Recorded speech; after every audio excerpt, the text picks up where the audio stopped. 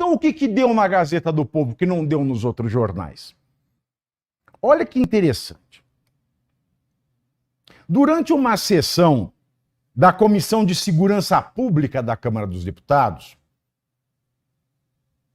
o deputado federal Gilvan da Federal, do PL do Espírito Santo, informou que recebeu uma intimação da Polícia Federal para prestar esclarecimentos por ter chamado o presidente Luiz Inácio Lula da Silva de ladrão. Aspas, diz o deputado. Hoje em dia, não se pode chamar mais ladrão de ladrão e corrupto de corrupto. Recebi ontem uma intimação da Polícia Federal para comparecer no dia 20 de março à Superintendência da Polícia Federal para explicar por que eu chamei o Lula de ladrão. Fecha aspas.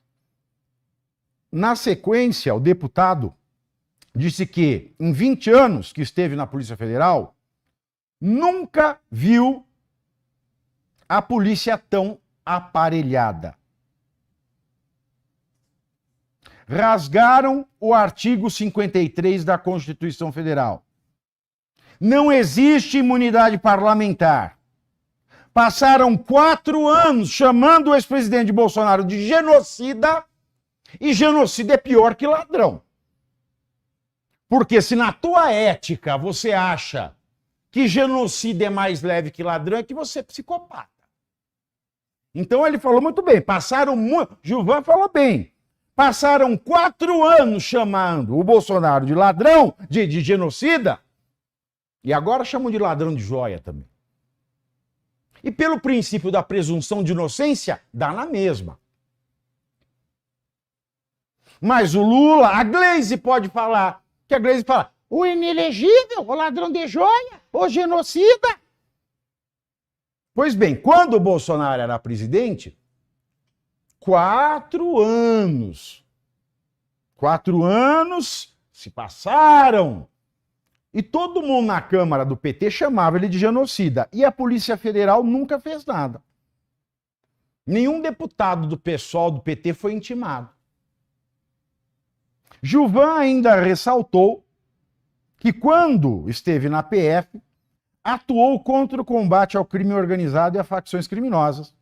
E por isso não se sente intimidado. E ele ainda acrescentou.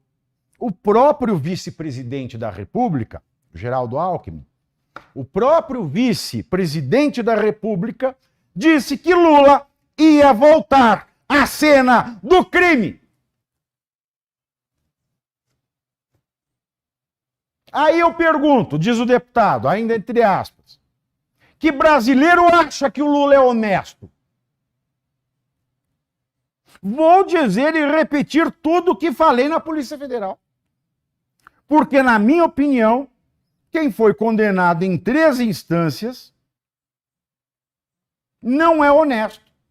E é ladrão, sim. Fecho aspas, concluiu Gilvan. A Gazeta do Povo entrou em contato com a Polícia Federal para saber mais informações sobre a intimação encaminhada ao deputado, mas agora vocês vão rir. Essa, para mim, é a cereja de milho verde em cima de um bolo de bosta. A Polícia Federal respondeu à Gazeta do Povo que não se manifesta sobre eventuais tomadas de depoimento. Ah! É porque é a Gazeta do Povo. Porque se fosse a Globo, se fosse o Globo, alô, aqui é o Globo, você pode macular o sigilo da investigação e me contar trechos picantes? Aí tem a fonte da Polícia Federal que fala pro Globo. Porque a Globo sempre tem um furo de notícia por fontes da Polícia Federal. Porque essa história tá tudo errado. Nesse jogo dos 7 erros, Eu já encontrei 28. Vamos lá. Em primeiro lugar, chamar alguém de criminoso sem que a pessoa tenha sido condenada por um crime é calúnia. Calúnia. Calúnia. Mas a calúnia não é assim tipificada. Chamar alguém de criminoso, sabendo que a pessoa não é criminosa, é calúnia. No caso do Lula,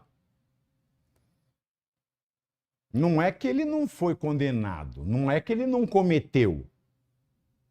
É que a sentença foi anulada por quesito de competência do foro, do juiz. E quando anulou que o processo deveria começar de novo, o crime já estava prescrito. Então nós estamos numa zona cinzenta quando se fala de calúnia e Lula. Porque ninguém pode falar que ele cometeu ou não cometeu. Ah, mas tem a presunção de inocência, Pavinato. Ok, a presunção de inocência me diz que ele não é culpado. E não ser culpado é algo diferente de não ter cometido um crime. Eu vou lhes explicar. Por exemplo, uma pessoa que mata alguém em legítima defesa cometeu um crime. Ela matou alguém. Mas isso não quer dizer que ela cometeu homicídio, porque ela o cometeu na hipótese da excludente de ilicitude, que é a legítima defesa. Então, não ter cometido não significa que a pessoa não é culpada. Aliás, não ser culpada, ser inocente, não significa que a pessoa não tenha cometido. Perceberam a diferença? É uma linha tênue, que você pode ser inocente tendo cometido crime. Mas você pode não ser culpabilizado por uma excludente de ilicitude, como a legítima defesa. Você pode não ser culpabilizado pela inimputabilidade penal, que é uma outra hipótese. Você pode não ser culpabilizado porque prescreveu a pretensão punitiva do Estado, que é o caso do Lula. Então, essa questão de calúnia, no caso específico do Lula, é uma área cinzenta, quando se pensa no crime de calúnia. Mas vamos partir do pressuposto de que o Lula seja a alma viva mais honesta que o mundo já viu. Coitado do mundo, mas vamos então imaginar esta hipótese. É calúnia. Vamos imaginar que é calúnia. Agora eu vou fazer o outro jeito, eu vou analisar sob outro ângulo. Vamos imaginar que é calúnia. Não pode chamar o Lula, porque o Lula não é ladrão. Não é. Não pode. Então, chamar o Lula de ladrão, porque o Lula não é ladrão, é calúnia. Ok. Imunidade parlamentar. A palavra se diz, a palavra que se diz imunidade quer significar justamente imunidade. Imunidade criminal, inclusive. Porque se não for para dar imunidade criminal na palavra, não tem por que existir essa jossa. Ai, a imunidade parlamentar, ela não dá o direito de cometer crimes. Não, não dá mesmo. Não dá. Não dá direito de matar, não dá direito de agredir, não dá direito de estuprar, não dá direito de roubar. Porque a imunidade, ela é parlamentar. É a imunidade de falar.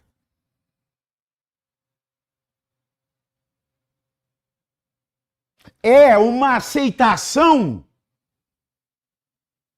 do regime democrático, é uma concessão que o Estado de Direito faz ao parlamentar para que ele parle.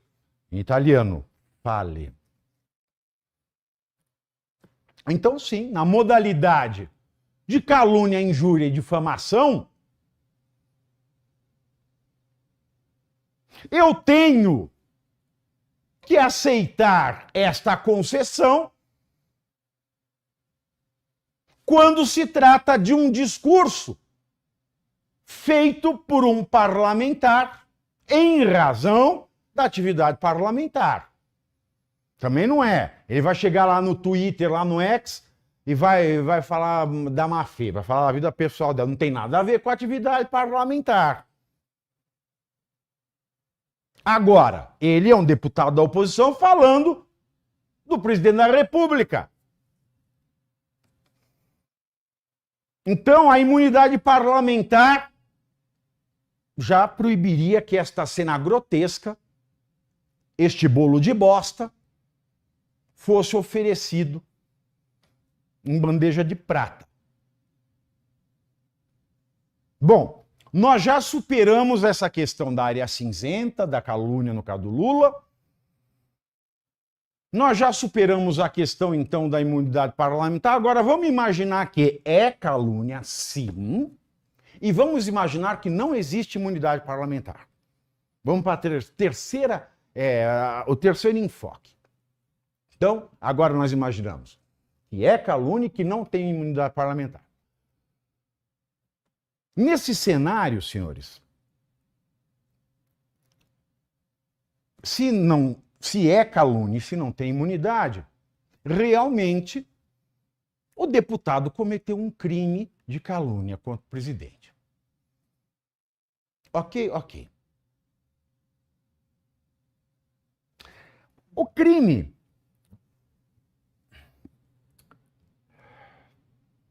de calúnia, ele foi contra a pessoa do presidente, não contra a presidência.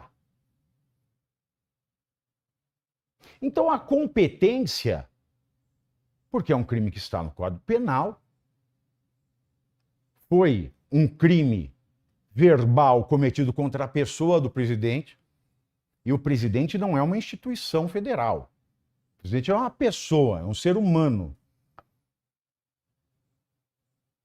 Que, muito embora o presidente não nos considere de direita seres humanos, eu o considero ser humano.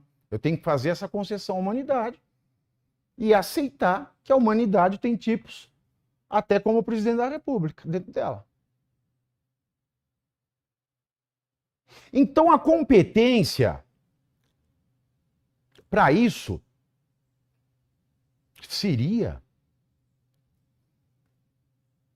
da Polícia Militar do Distrito Federal, que é um crime de calúnia. Ora, mesmo que se considere que a competência seja da Justiça Federal, porque é o presidente da República, coisa que eu não concebo, mas vamos imaginar, tem uma lei que diz é o presidente e a Justiça Federal, mas é a Justiça Federal de primeira instância. Porque não existe foro privilegiado quando a pessoa que tem o foro especial por prerrogativa de função é vítima do crime, só quando ela é autora, só quando ela é acusada de ter cometido o crime. Que o foro especial por prerrogativa de função se aplica para o caso de legitimidade passiva. O que é isso? A condição de acusado, de querelado, de réu. E, por fim, cabe ressaltar que, como é um crime contra a honra, essa tem que ser uma investigação iniciada ou por uma ação penal privada, ou seja, o Lula, com o advogado pessoal dele, que não pode mais ser o Zanin, que é ministro, ele tem que apresentar uma queixa-crime para o juiz e o juiz vai abrir uma ação penal privada. Não o STF, mas o juiz de primeira instância. Ou o Lula tem que fazer o famoso BO. Aí a polícia vai e investiga. Agora, a polícia do nada intimar para prestar esclarecimento, e o Gilson falou muito bem, ele foi perspicaz aqui nessa observação. Passaram 4 anos do governo Bolsonaro chamando ele de genocida. A Polícia Federal não intimou ninguém. O que aconteceu? O PT, ao invés de privatizar o Correio, privatizou a Polícia Federal. Porque muito se engana aquele que acha que o PT é contra a privatização. Porque ele privatizou o Lula, a Polícia Federal, ele privatizou a presidência do Congresso, ele privatizou a presidência da Câmara dos Deputados e, ao que me parece, ele privatizou a Justiça também.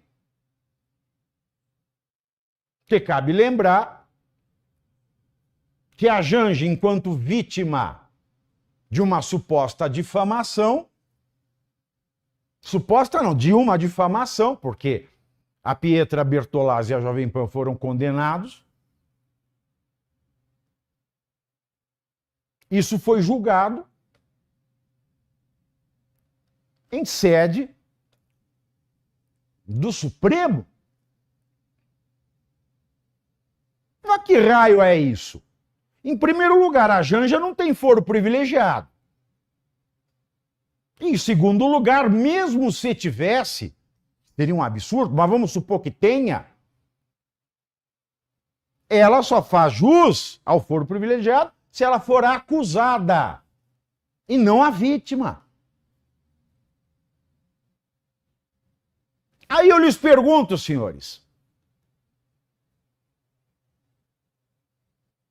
essa polícia contra a fake news do Alexandre de Moraes, essa função que o Bessias, o pincher do Planalto,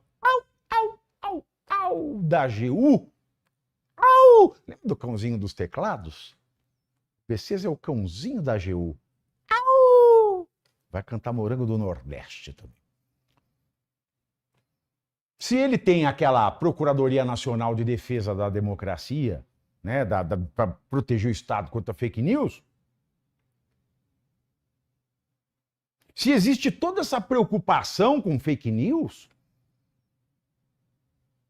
eles deviam prender a pessoa do STF que mandou fazer aquela propaganda da democracia inabalada.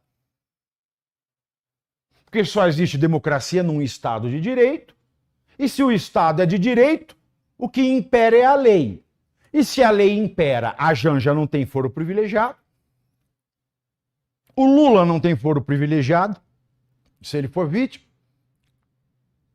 mesmo tendo, se existe o império da lei, um parlamentar tem imunidade parlamentar, e se impera a lei, o princípio da igualdade manda que a Polícia Federal, que vá agora intimidar, porque isso é intimidação autoritária,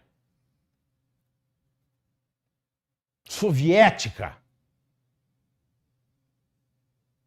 Essa polícia que foi lá intimidar um deputado não foi quando todo mundo chamava o genocida, ou o Bolsonaro de genocida, ou o genocídio de Bolsonaro. E tem outra coisa também. O Lula chama o Bolsonaro de genocida até hoje. E tem o genocídio Yanomami. No último ano do Bolsonaro foi 320 mortos. No último ano do Lula foi 360. Aí genocida plus o Lula aceita, ele só não aceita ladrão. E eu já falei, existe algum problema sério entre alguém que acha normal o genocídio e se ofenda de ser chamado de ladrão. É algo que só o DSM, que é o Manual de Diagnóstico e Estatística das Desordens Mentais, da Associação Americana de Psiquiatria, na sua 4ª edição, explica. Então nós precisamos ver quem é que autorizou essa propaganda do STF dizendo isso. Dizendo que a democracia está abalada, porque não tem democracia nesse país. E esse episódio que o deputado Gilson da Federal nos narra é uma vergonha, é soviético, é prova de que o Brasil não é uma democracia e é prova de que o mundo está cagando para o Brasil. É uma prova de que o Brasil, ninguém está nem aí. É que nem a Rússia está vendendo gás para a gente, deixa o Putin fazer o que quiser. O Brasil está mandando soja, está mandando algodão, está mandando carne. Ferre-se se aquilo é uma democracia, se é uma ditadura. Só não enche o meu saco aqui no primeiro mundo. Aí fala, síndrome de vira-lata. É como a gente está sendo tratado. Que a gente está vendo um ditador antissemita falar mal de Israel, internamente defender a independência das mulheres e falar viva a luta do povo palestino, com as mulheres usando véu na cabeça.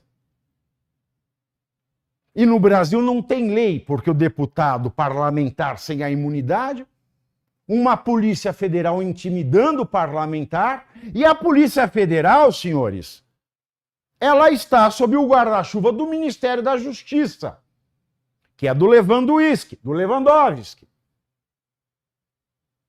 que é o braço direito, é a longa-manos, é o braço do presidente para a Justiça e Segurança Pública. Portanto, uma ação da Polícia Federal assim é uma interferência do Poder Executivo no Poder Legislativo. É uma intimidação no livre exercício dos poderes, que, além de crime de responsabilidade, é um crime, é aquele crime pelo qual o povo está pegando 17 anos. É um atentado por meio de grave ameaça contra o Estado Democrático de Direito. Agora, por que não se fala? Por que não se chama de terrorista o policial que foi fazer esta merda? Merda sim, porque é ilegal, porque é antijurídico, porque é inconstitucional, porque é indecente, porque é imoral, que é sujo, que é corrupto, porque é porco, que é desonesto. Mas aí, porque é do PT, pode cometer o crime de atentado mediante violência ou grave ameaça contra o Estado Democrático de Direito. Mais uma prova de que aqui não é uma democracia. E o mundo está cagando se aqui não é uma democracia. Porque pobre coitado tá pegando 17 anos por esse crime. A gente da Polícia Federal, porque tá com o PT. Tá fazendo L, querido. Isso é a vergonha das vergonhas. E para coroar, a Polícia Federal falando que não comenta. A Polícia Federal falando que não comenta eventuais tomadas de depoimento. Ah, não comenta, bonitinha? Como é que toda a imprensa está falando do depoimento do Mauro Cid? Explica para mim. Como é que toda a imprensa está falando dos depoimentos dos generais que foram falar, do rascunho da minuta de decreto de golpe. A Polícia Federal não comenta, ela não se manifesta sobre eventuais depoimentos. A conta outra. Ela não se manifesta sobre eventuais tomadas de depoimentos para a Gazeta do Povo. Aí seria honesto, porque para o Globo, ela fala. Sem dó nem piedade. Mesmo sendo proibida de falar, ela fala. Então a disfarçatez é uma hipocrisia danada, é algo que causa nojo, abjeção. Tanto nojo me causa que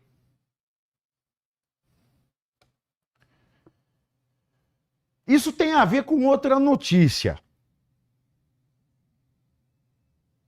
Eu já vou falar aqui, já vou chamar a Glaze, porque tem tudo a ver, a partir do tweet dela, falar esse próximo acontecimento. Roda a vinheta!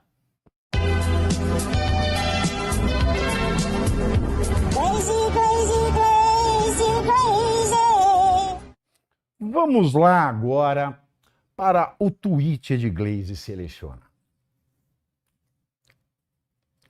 Como sabemos, os machões bolsonaristas adoram ofender mulheres. O que eles fizeram ontem na Câmara é mais um absurdo dessa gente nojenta e sem educação. Minha solidariedade à deputada Talíria Petrone, que bravamente honrou a memória de Marielle Franco. Os extremistas que criaram confusão, antes de mais nada, são inimigos da democracia. Falou aí a inimiga da monogamia, Glaze Hoffmann. E o que aconteceu, né, na Câmara? Estavam lá falando, né, que o cara que mandou matar a Marielle fez campanha para Dilma. Aí, porque a esquerda, ela tem uma lavagem cerebral. Aí só assim, Marielle, presidente. É um mantra, é uma coisa assim de lobotomizado. Aí disseram que porque ele falou alto, que o povo que ficava assim, ele foi violento. Agora, eu não vi a inimiga da monogamia falar até agora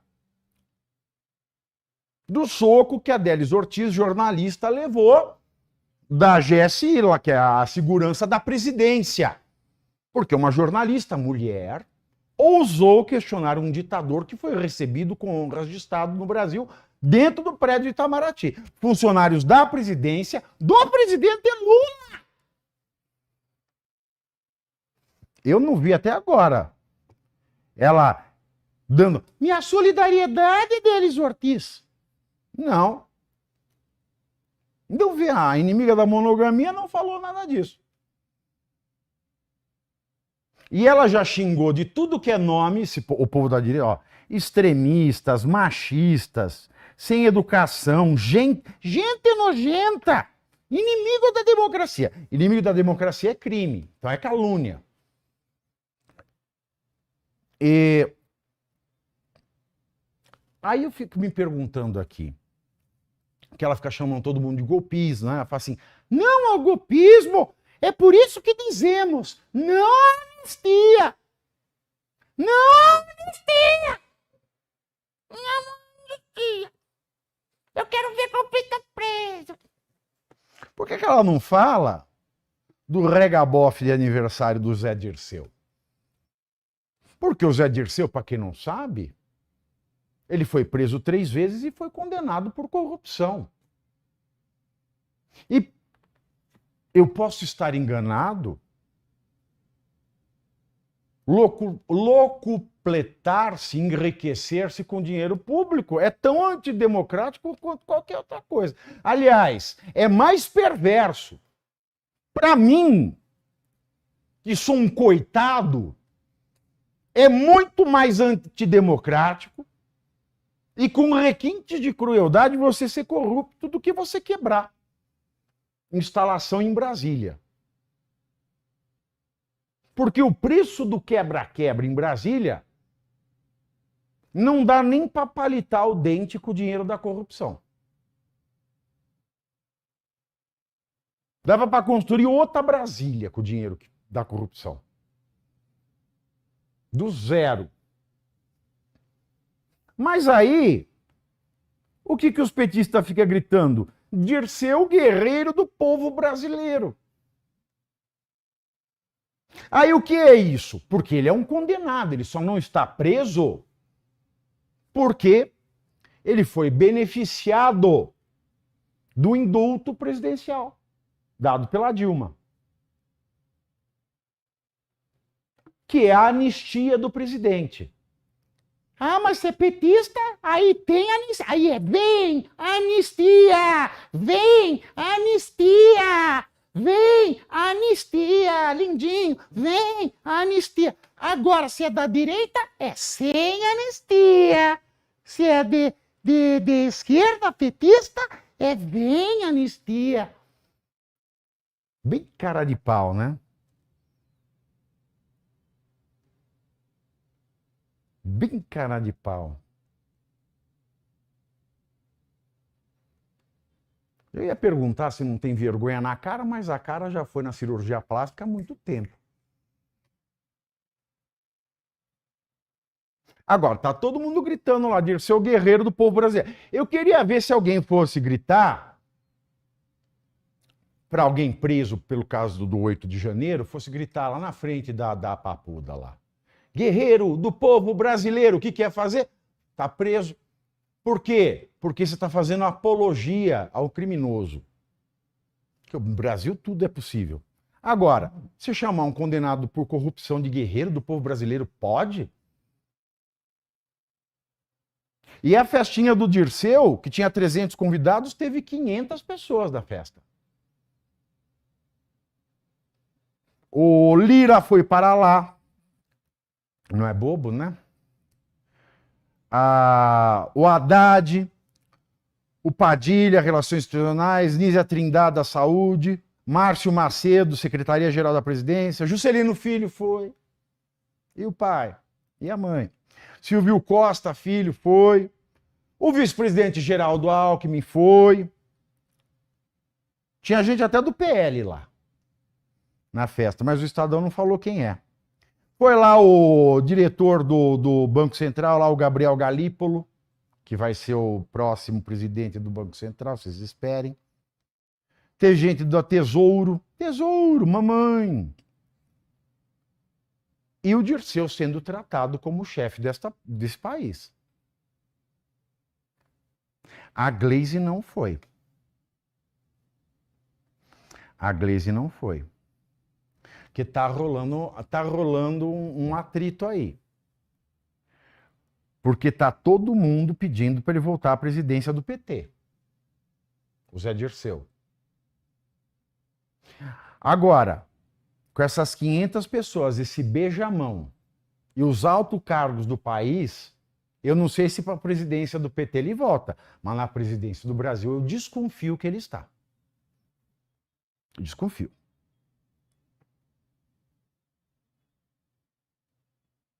Jornalistas, ele posando de chefe de Estado, dando declarações à imprensa. E todo mundo achando normal. Todo mundo achando normal, porque ele está condenado. Ele não foi absolvido. A condenação dele não foi anulada. Ele foi perdoado na modalidade de indulto presidencial pela Dilma Rousseff. Então ele teve a penalidade perdoada, mas ele não foi absolvido e nem a sua condenação foi anulada. Então nós temos aqui A imprensa achando muito normal um condenado por corrupção ser tratado como eminência parda desse país, enquanto essa mesma imprensa fica repetindo esta coisa bizarra, bizonha que é rascunho da minuta do decreto de golpe. Ou seja, ela comprou a tese de um crime que não existe, porque no Brasil ato preparatório não é crime, minuta não é crime, rascunho muito menos. E ao mesmo tempo ela acha normal um condenado por corrupção atuar nos bastidores do poder. O deputado do PL que esteve na festa foi o João Carlos Bacelar, do PL da Bahia, deputado federal. O Mafia acabou de achar aqui. E aí eu queria perguntar para a Gleisi, vai ser sem anistia aqui também, filhota? Porque para você... Não, a Gleisi é uma pessoa muito ideológica, ela acredita naquilo que ela fala. Não, não acredita. Ela é uma oportunista. Porque se a régua moral dela é tal que ela não aceita a anistia, ela estaria agora sentando a língua no Dirceu Guerreiro do Povo Brasileiro. Ela estaria agora sentando a língua no fato do presidente que ela serve estar se servindo de um condenado por corrupção. E também estaria chamando de inimigo da democracia alguém condenado por corrupção. Haja vista que a corrupção é muito mais maléfica à democracia do que a depredação de patrimônio público. Ah, você está falando que depredação pode... Não, não pode nenhum. Estou dizendo que a corrupção é mais maléfica. Porque o resultado, o dano patrimonial é muito maior e o dano por ricochete, que é fome, que é falta de segurança, é miséria, é falta de saneamento, é falta da educação, é falta de saúde, tem um alcance muito maior, muito mais avassalador.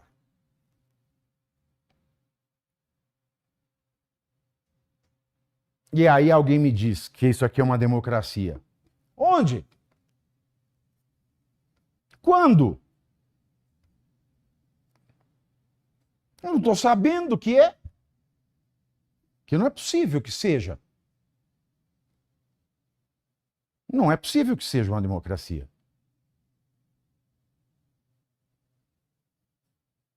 E agora,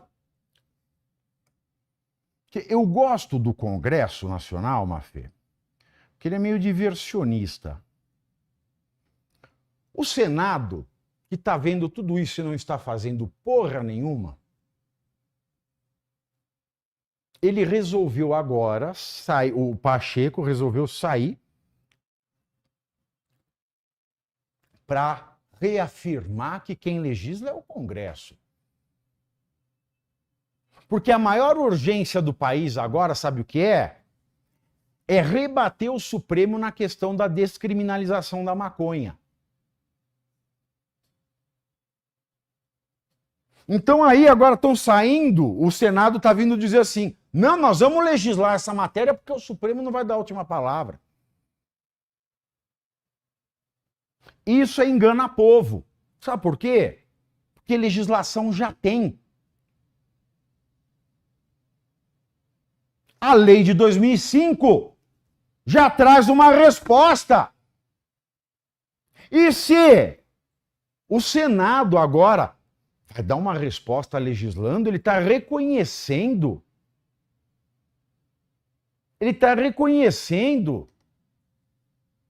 que uma mentira é verdade. Ele está reconhecendo que a lei vigente está em vigor, não está em vigor. Por quê? Se o Senado realmente fizesse o que deve ser feito, ele chamava os ministros que afrontaram a legislação para prestar contas. Mas isso cabe ao Senado. E porque o Senado tem medo de fazê-lo, quer dizer que é macho, fazendo o que não precisa ser feito para não fazer aquilo que tem que fazer. Compreenderam o somebody love? E esse país é isso, minha gente. É esta tristeza que vocês veem.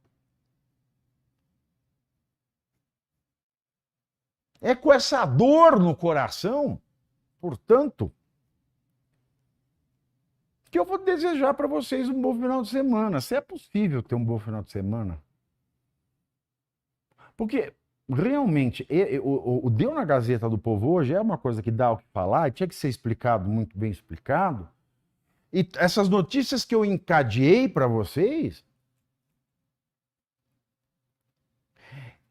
elas me trazem um desgosto tão grande, porque é tudo tão escancarado, que eu me sinto um bosta no mundo.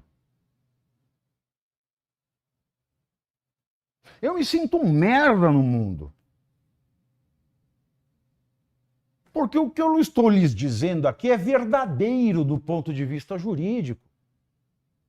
O que eu estou lhes dizendo aqui é verdadeiro no debate mais elevado dos direitos humanos para caracterizar uma ditadura.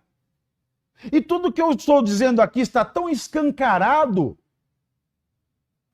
e que não faz diferença nenhuma para ninguém no mundo, nem aqui dentro do Brasil.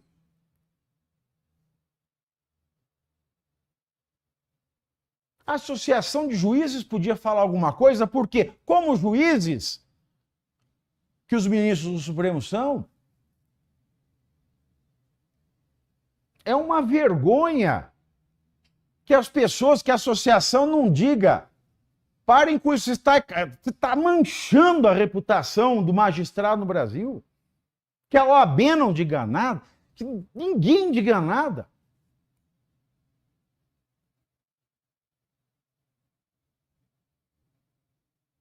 E eu nunca fui de teoria da conspiração, mas eu começo a achar realmente que existe um reptiliano por trás de tudo isso que comanda. Porque não é possível. Um cidadão comum, um merda como eu, se fosse para agir de uma maneira tão vil e desonesta como essa, eu já estaria preso, já estaria morto. Mas eles fazem isso com uma certeza da impunidade, com uma empáfia, que realmente existe alguma coisa por detrás desse jogo de poder que nós, bostas do povo, não sabemos. Me desculpem, o baixo astral, baixinhos. Mas não tem outra maneira de encerrar diante dessas enormidades do Brasil. Agradeço a sua audiência, agradeço a sua companhia envolvente. Juízo nesta sexta-feira, juízo nesse final de semana. Se não for para fazer farra, nem saia de casa. Agora, se sair, não dirija. Um beijo grande para vocês e espero vê-los na segunda-feira. Beijo do gordo. Uou!